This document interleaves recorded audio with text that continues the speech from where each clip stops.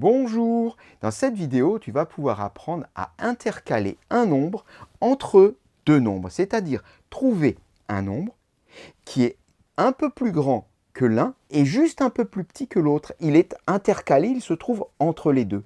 Et on voudrait intercaler un nombre entre 5,45 et 5,46. Ça veut dire qu'on cherche un nombre qui va se trouver ici entre les deux. Il va être un tout petit peu plus grand que 5,45, mais un tout petit peu plus petit que 5,46. On voudrait qu'il se glisse entre les deux. C'est ça, intercaler. Comment fait-on? Alors l'exercice ne paraît pas évident comme ça.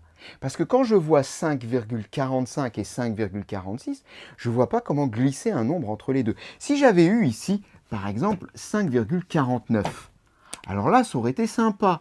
Parce que entre 5,45 et 5,49, j'aurais pu mettre par exemple 5,48, 5,48. Entre 45 et 49, je peux mettre 48. Mais j'ai pas 49. J'ai 46. Ça serait trop facile sinon.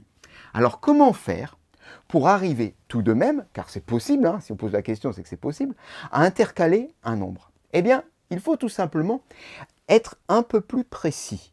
Ici, nos nombres sont écrits au centième. Unité, dixième, centième. Unité, dixième, centième.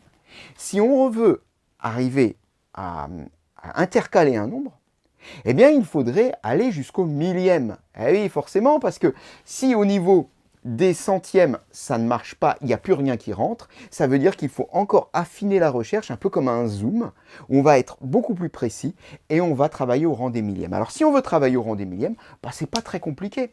On peut rajouter ce qui s'appelle un zéro inutile. Ici, je peux rajouter un 0, et là, je peux rajouter un 0. Ce qui fait que notre nombre 5,45, on va le lire 5,450, et notre nombre 5,46, on va le lire 5,460. Alors, vu que le début est le même, il faudrait regarder là, au niveau de la partie décimale, s'il y a moyen d'intercaler. Et là, ça devient très facile, parce qu'entre 450 et 460, eh bien, il y a du monde. On pourrait mettre, par exemple, 451, ou 455, ou même 459. Disons, il suffit juste de trouver un nombre qui est compris entre 450 et 460. Alors, on va en choisir un. Bon, peu importe, hein. On va prendre 455, ce qui veut dire que le nombre que je vais intercaler, alors il ne faut pas oublier la partie entière hein, quand même, ça sera 5,455.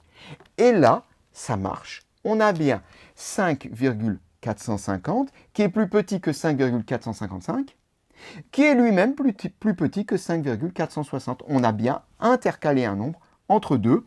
Après, on peut de nouveau se débarrasser des zéros, on n'en a plus besoin, c'est comme on veut. De toute façon, la mission est réussie et cette séquence est terminée.